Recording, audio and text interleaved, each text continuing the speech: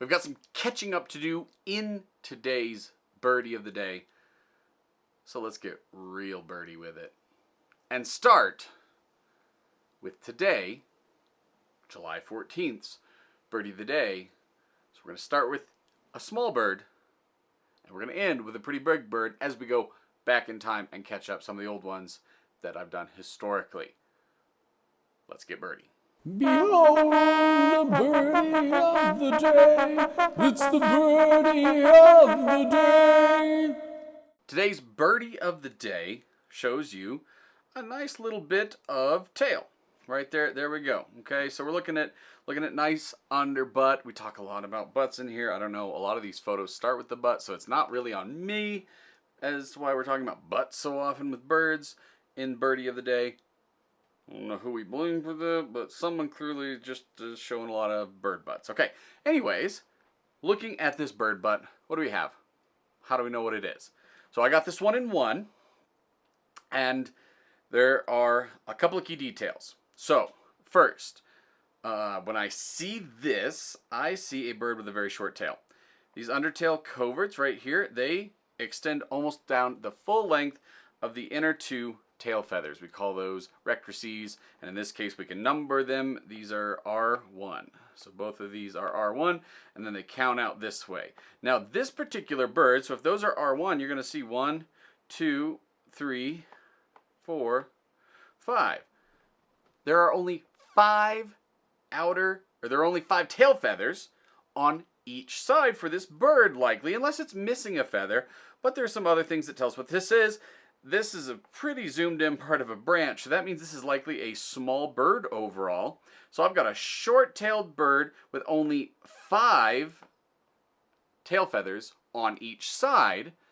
What does that indicate to me? Well, that indicates we have a hummingbird.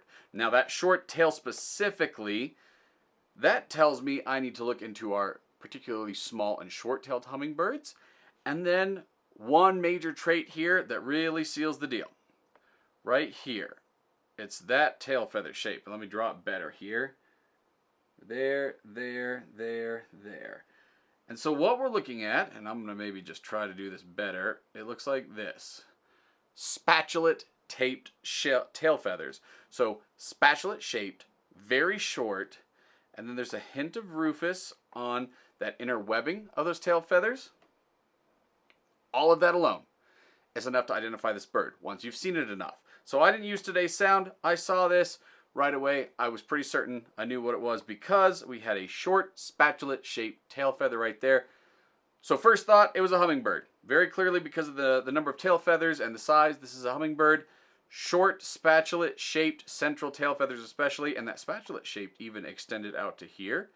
Okay, all of that together led me to my answer and how I got this in one today. Calliope Hummingbird. Specifically, this is a male. You can see the nice gorget poofed out there. This is clearly a male that's showing some sort of maybe territorial aggression likely towards something else, or maybe he's just stretching. Hard to say. But that tail of the Calliope Hummingbird is very distinct. So when you're looking at hummingbirds that look similar, say, maybe a broad-tailed hummingbird, if you're in an area where you have broad-tail and Calliope, that tail shape, if you can get a photo of the tail, tells you everything. In almost all hummingbirds, the tail tells the tail. The tail tells all. If you have the tail, you can identify almost any hummingbird species, at least in North America. So, the tail was all I needed. The tail was enough because in hummingbirds, that's generally all you do need. If you would use the sound would have also helped you narrow it down to hummingbird, which is great, but the tail tells all. So that's all we needed. I'm going to keep saying that phrase every time we have a hummingbird, that the tail tells all, or the tail tells the tail. Let's jump to our next bird. From July 13th, this is a tougher one here, not as much showing, but what I see. First, what I see snow.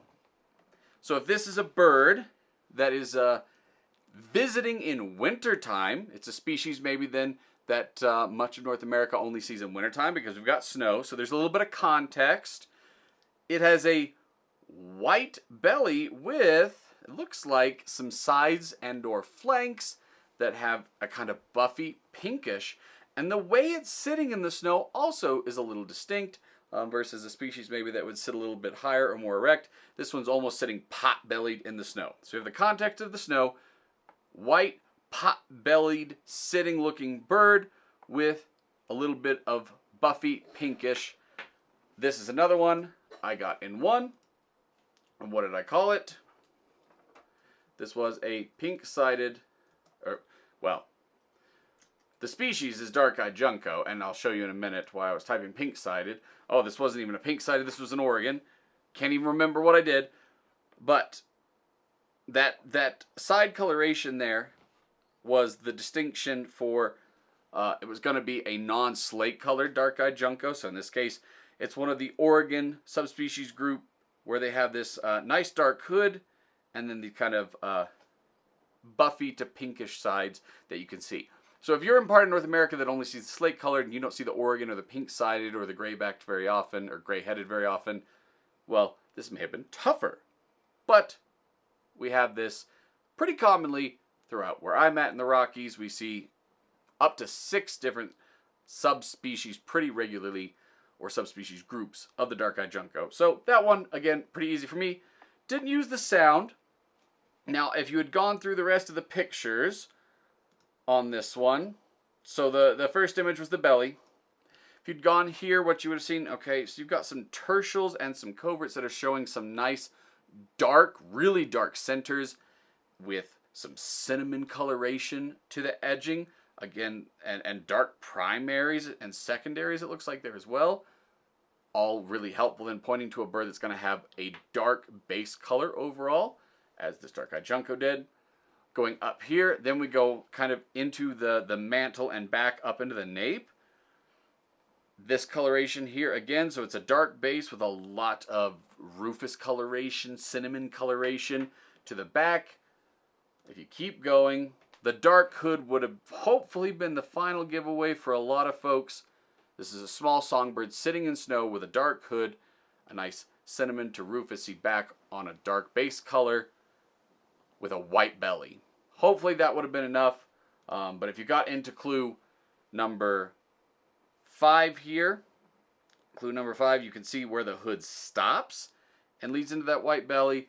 And then finally, the last image on Juncos, that pinkish bill would have been the final clue, hopefully, that could have led you to the correct point.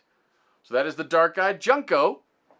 There was, hopefully, not too much Junco in the trunco as you went through that. And it was an easy one for you if you did the 13th. And if not, go back and walk through some of those again if you'd like. But let's jump ahead to the next bird. Looking back to the 12th. This was another one I got in 1. No sound. Didn't use the sound on this one. What do I see? This is a pretty extensive, it's a large branch. I see a big branch, which means this is a big bird. Then what I see are some very narrow, dagger-like, long, dark primaries. This is a raptor. With that dark tail, that really narrows it down to 2 species of raptor, and they're both kites. So, shape of the primaries and dark tail narrows it down to me to Mississippi kite or swallowtail kite. Now, you may not have gotten swallowtailed if you tried this one because you were expecting maybe the tail feathers to look more elongate like that. This, it's still got a little fork to it, a little swallowtail to it. Okay, it's got a little bit there. This is a young bird, and you'll see when we go to the full image. This is a swallowtail kite, not a Mississippi kite, and that tail gives us enough to correctly identify here. So you can see this is a younger bird. Looking at that face, the feathers on the head, not maybe it's not a younger bird, maybe it's just molting. I'd need to compare some references to see. I don't see a lot of these in their early stages of life, but that tail is not in a normal adult look right now, which is why that tail didn't look quite right. If you were thinking, well, why is it a swallowtail when there's no distinct swallowtail? But those primaries extending down, you can see on the kite, look at how long they extend. These are long, distant migrants, and those primaries extend way down, and they're very narrow and dagger-like. So the primaries pointed me to the kites, and then the final bit was right there on that tail. It did have a little fork, again, but not that extreme of the swallowtail that we normally see, because either this is a bird going through some sort of stage of its molt, or this is a bird that is a younger bird. Going through some of the other clues, this right here, this would have helped you eliminate Mississippi kite if you'd had to go through multiple steps. So the first one, maybe you could have gotten a kite if you knew to look for those long, extremely narrow primaries. And then here, okay, well that's a raptor foot, so maybe you would have gotten a little more information. The dark wing with the white body, that would have also been helpful. Something like the American goshawk, which maybe is, similar color pattern, maybe you would have been confused, but the goshawk would have had a very different tail and much shorter wings. So combine each step. Don't use them separately from each other. Use the information together. Going to our third clue, that white head would have been helpful. This white spot on the back would have been helpful in eliminating Mississippi kite.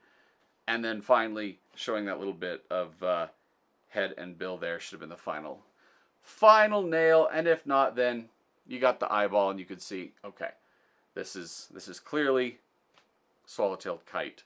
So hopefully you could have gotten it off of all 6 clues. That was from the 12th. Let's swallow our pride. Get it because it's swallow-tailed kite. And let's buzz over to our next birdie. I'm disappointed in myself for this one. I didn't use the sound. No sound. But I made a mistake here. I knew what this was when I saw it. And then I let doubt creep in because I really wanted to get it in one. It's not a bird I see very often, but I have seen it, and I know this disheveled looking mess, but I didn't get it in one. Instead, I let doubt creep in, and I was like, oh, but what if it's just a baby American coot, even though they don't look anything like this? I was like, what if it's just an immature bird that's all sorts of disheveled? And it wasn't that, and the minute that popped up and said, oh, it's not that, I knew right away what it was. And don't have a lot of great tips for this one, other than it's a dark water bird that sits body-wise. It sits very low in the water, so you can see how low it's sitting in the water.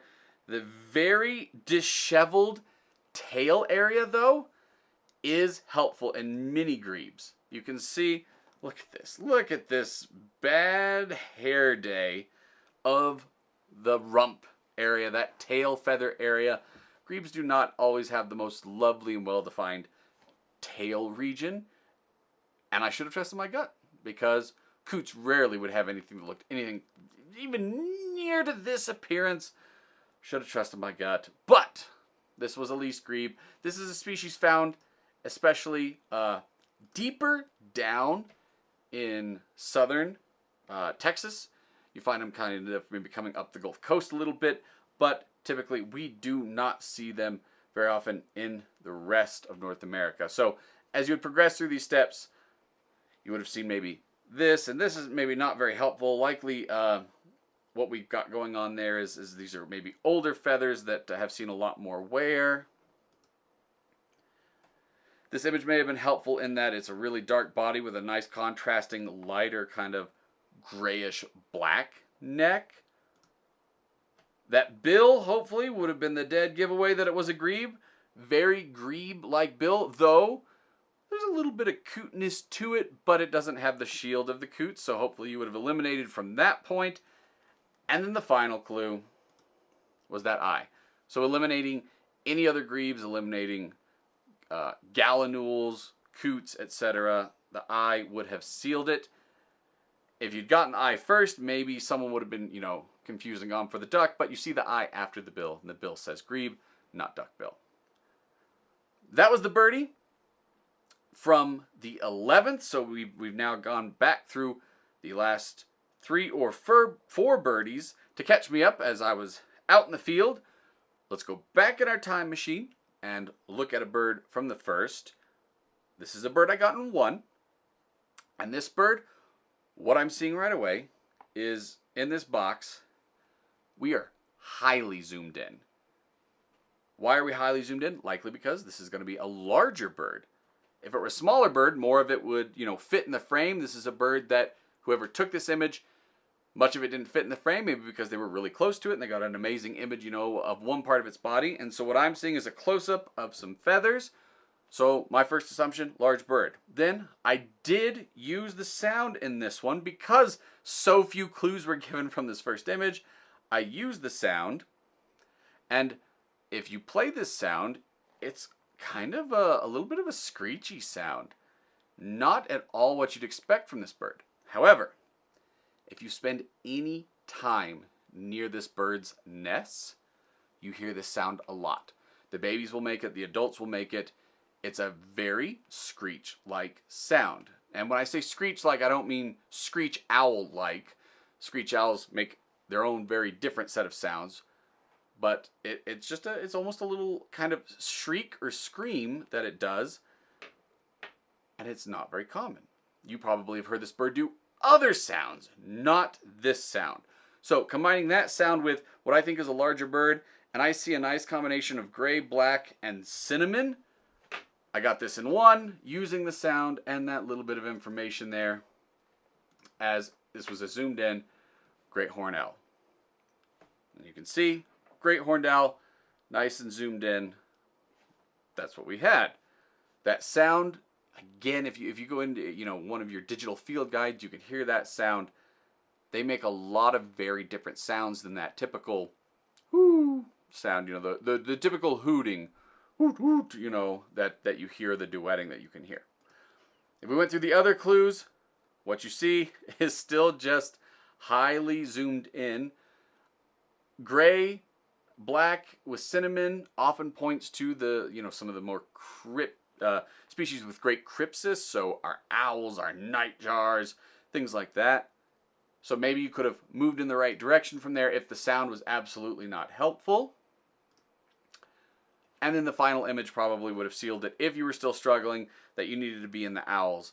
This was a tougher one because it was so zoomed in. This was just a tougher one. This was a really tough one, but the facial disc and the large eye that's on the front of the face hopefully would have been the final clues that you needed to get this great horned owl. That is the birdie from July 1st. We may not go back too much more in time. We may just focus now going forward on the birdie of the day from that day. And I'll spend a little bit more time going through some ID help on them. I've kind of cruised through some of these so that I could do multiple birds at once without having too long of a video. And this video's already gone way too long. So those are the birdies of the day. Hopefully that helped you a little bit. Learn some ID tips for some of these birds. If you have questions, let me know in the comments and I will respond. Tell me how you did with these birdies if you participated. And if you're not doing your birdie of the day, visit birdiegame.net. Hopefully it's floating around here somewhere around my face. birdiegame.net. Woo. Go to birdiegame.net. Play, support the creator of birdiegame.net. They're doing some great work there, and it's a lot of fun to do this.